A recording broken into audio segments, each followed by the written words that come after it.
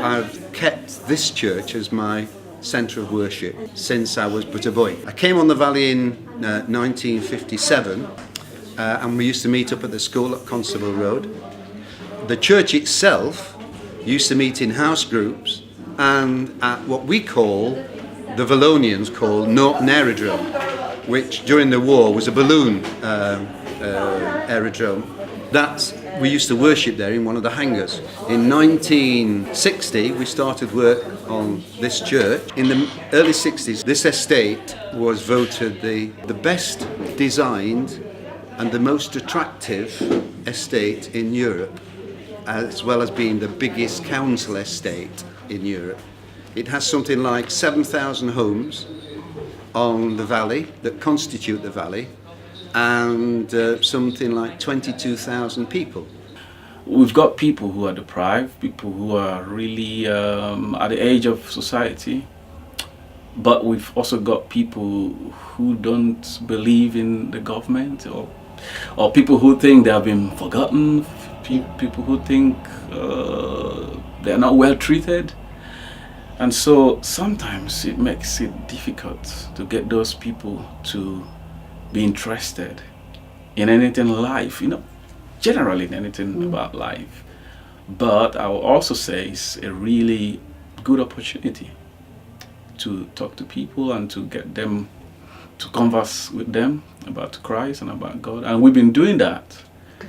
Even though we've not had the success we hope to have, or we're still praying and getting bit by bit getting there. I think it's interesting that we've got a relationship with the pub owner or the landlord, and then second Sunday in June we are going to do something together we call Cafe Church, and we've done that once, and I started that as a way of people who don't have any faith to drop into the church and have coffee and discussions and prayer and songs and whatever.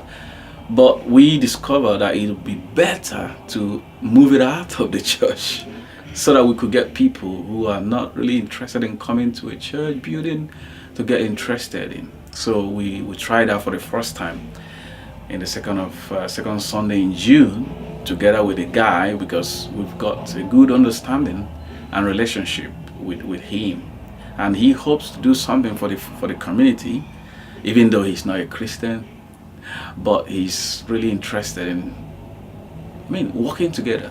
So we try that out and then throw out the invitation to people who are around this place who are not really church goers or anybody.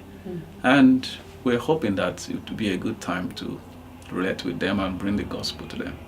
We have a food bank at our church, which is supported by 14 other churches in the area. We distribute from here about just under half a ton of food a week, which means we feed something in the region of 60 to 70 mouths for 3 days every week.